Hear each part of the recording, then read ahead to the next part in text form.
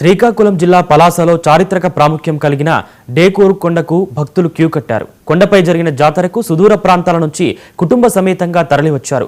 దశాబ్దాల కాలం నాటి ప్రాచీన సంపదను కలిగిన డేకూరు కొండ సౌందర్యం యాత్రోత్సవం సందర్భంగా రెట్టింపు అయింది.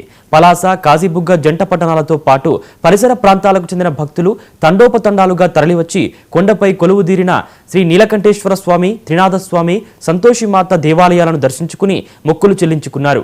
భక్తి పారవస్యంతో పులకించిపోయారు. భక్తులు, యాత్రికుల తాకిడితో ఆ ప్రాంతమంతా జనసంద్రంగా మారిపోయింది. ఈ సందర్భంగా పిల్లలు, యువతీ యువకులు, పెళ్లైన కొత్త జంటలు డేకూరు కొండపై ఉన్న జారుడు బల్ల లాంటి ప్రదేశం నుంచి ఉల్లాసంగా క్రిందకు జారుతూ ఆనందంగా గడిపారు.